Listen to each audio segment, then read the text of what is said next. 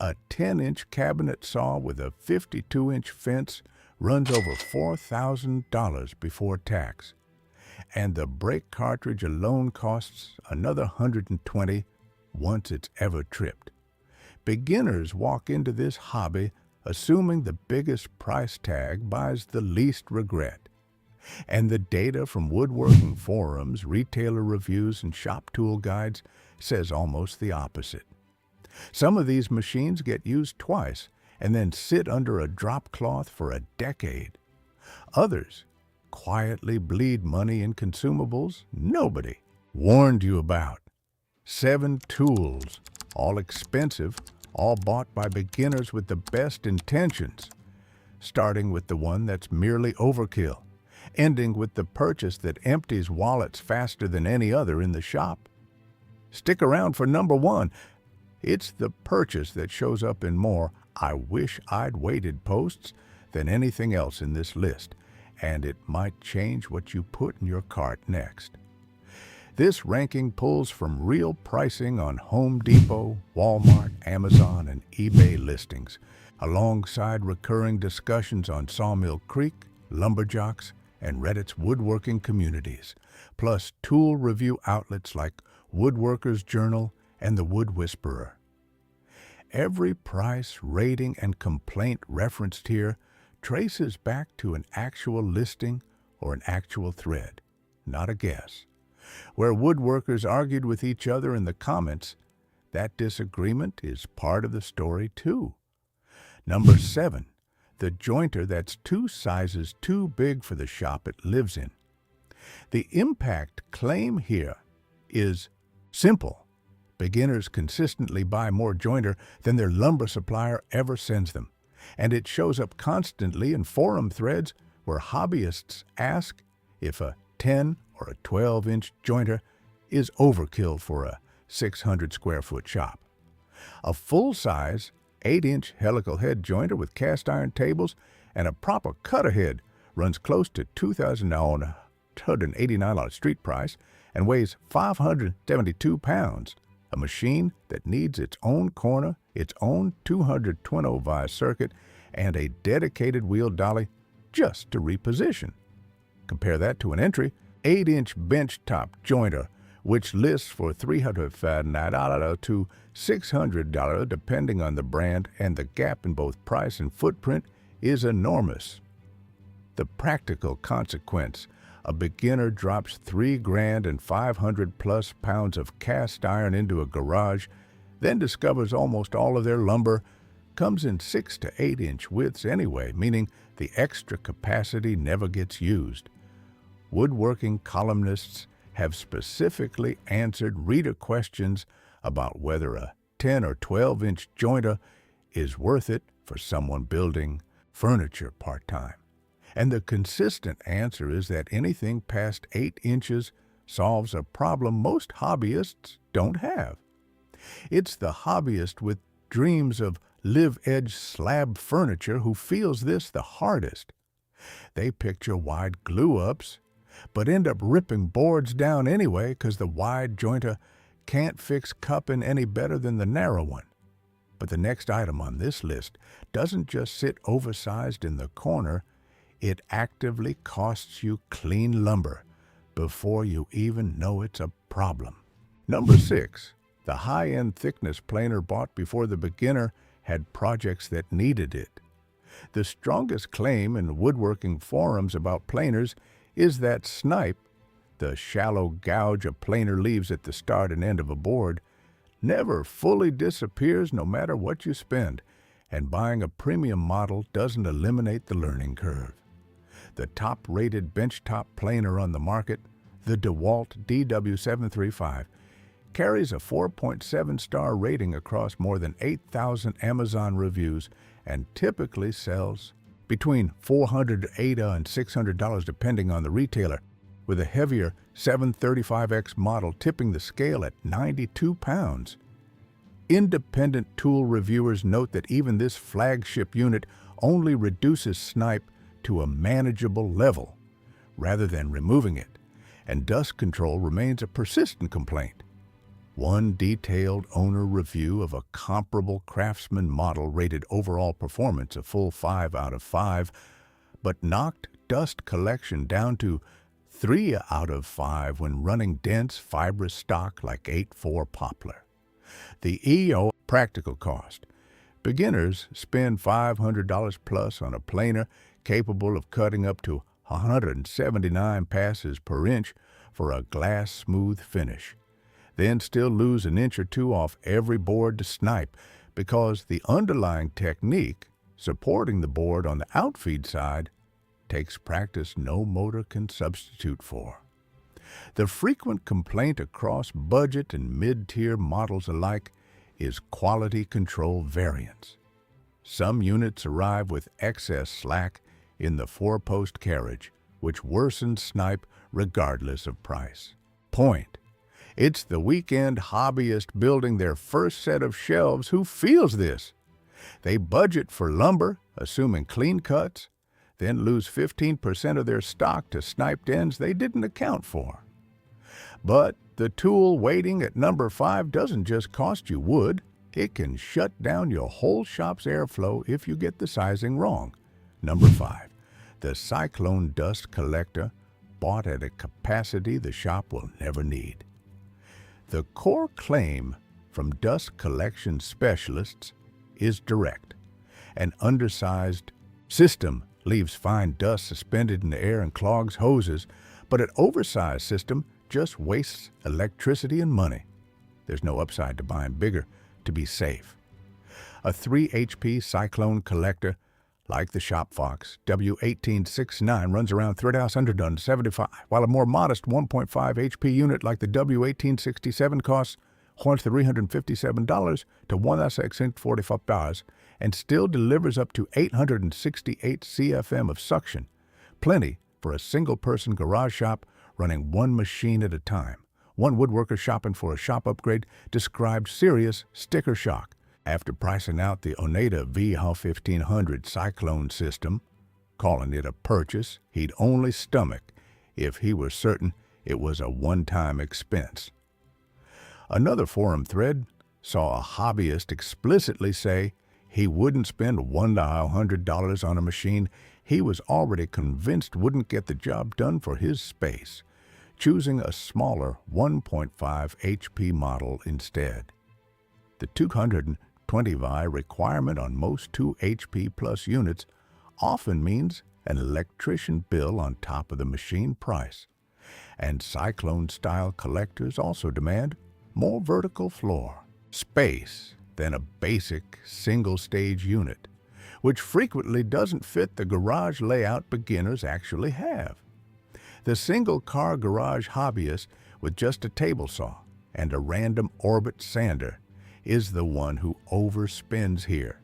They buy for the shop they hope to have in 5 years instead of the one they're standing in today. But the next tool on this list isn't about capacity mismatches.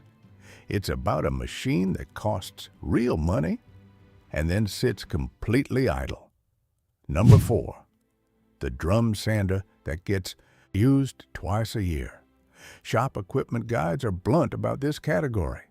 Drum sanders sit in the $1,000 to $10,000 range, and buyers are explicitly told to think long and hard before crossing that 4-figure threshold. One hobbyist detailed an exhausting multi-day decision process comparing a $750 Win 10-inch benchtop model against a Jet 1836, which landed at roughly $1,500 once casters, infeed, and outfeed extensions and tax were added, for a project list that consisted mostly of small, cutting boards and picture frames that a benchtop model could have handled just as easily. Reviewers note the digital readout feature on premium models like the Supermax has been called out by other owners as functionally useless in practice, adding cost without adding accuracy. The practical consequence for a beginner, a 4-figure machine bought to finish sand furniture panels, ends up used for the same small, low-volume projects a $200 random orbit sander, and some patients could have handled, while the drum sander gathers dust between uses. Guides also point out that a drum sander is explicitly a finishing tool, not a stock removal tool. Hobbyists who try to use it to flatten rough lumber quickly burn belts and waste the machine's real advantage. It's the retiree or empty nester finally getting back into the shop who overspends here, buying the "someday I'll build furniture professionally" machine when the actual project list is birdhouses and cutting boards. But nothing on this list gets bought on more impulse and abandoned faster than what's coming at number 3. Number 3, the budget CNC router or laser engraver picked up to dip a toe in. Experienced CNC owners on woodworking forums are unusually blunt about this tier. Machines under roughly $1,500 are described flatly as toys, with the real hobbyist floor for genuinely capable machines sitting closer to $4,000 to $8,000. A popular benchtop CNC kit sells for as little as $152, and one buyer's own review of a nearly identical unit described it as very loud and slow, with no dust collection system and a multi-hour assembly process before the first cut. On a UK woodworking forum, buyers shopping in the $200 to $300 range for small CNC and laser combo units reported reasonable initial reviews, but repeatedly ran into complaints about a lack of rigidity once they tried anything beyond shallow, non-critical cuts. Tool comparison guides confirm the pattern. Desktop-tier machines are explicitly marketed as good only for learning the basic workflow on soft materials like pine, MDF, and PCB blanks, with reviewers cautioning buyers not to expect precision results. The practical cost isn't just the $150 to $300 sticker price.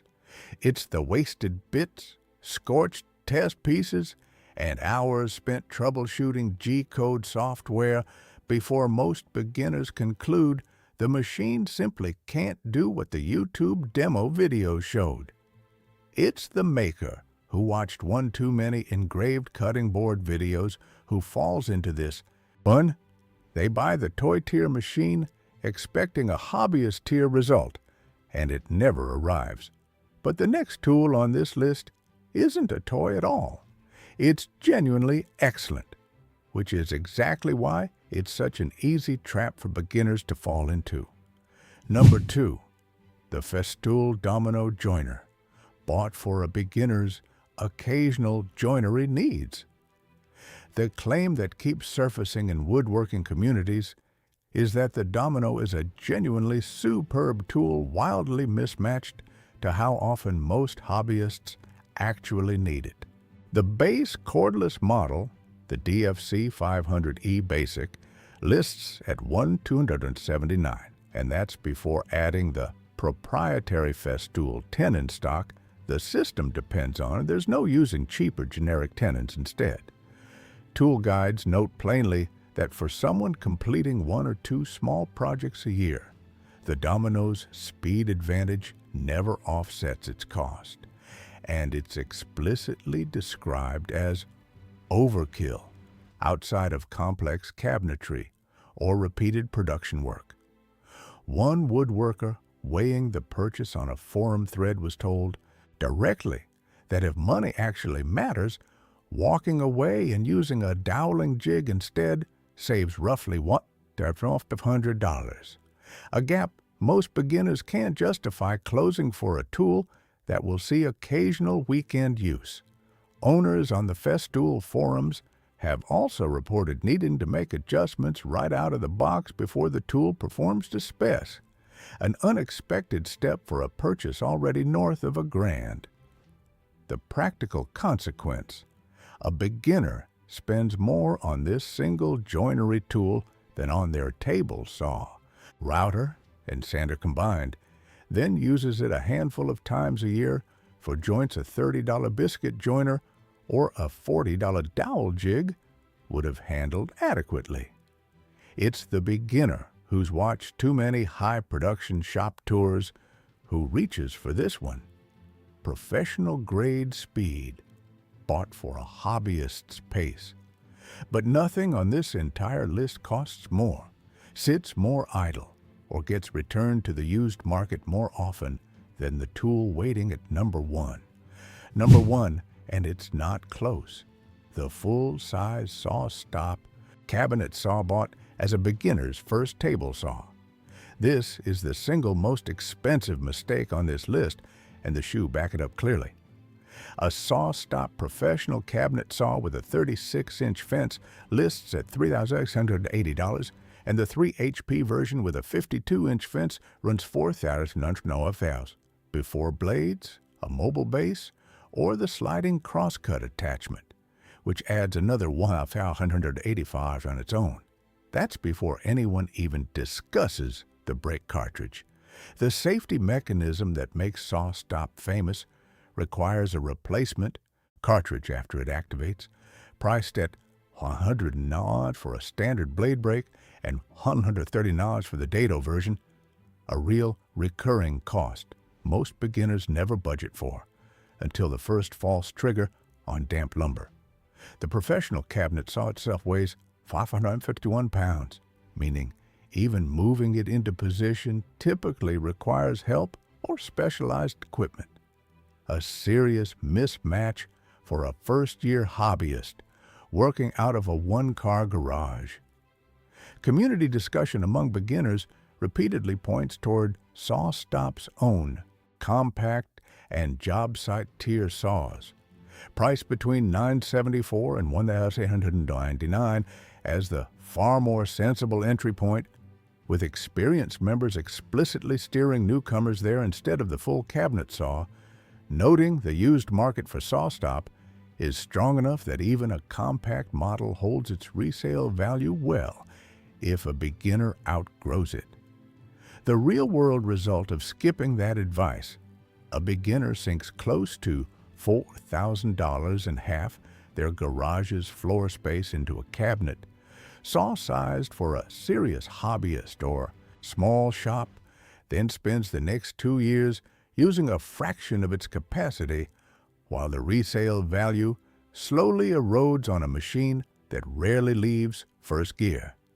It's the beginner who read "buy once, cry once, one time too many" who ends up here. The advice isn't wrong. It's just aimed at the wrong tier of saw for where they actually are.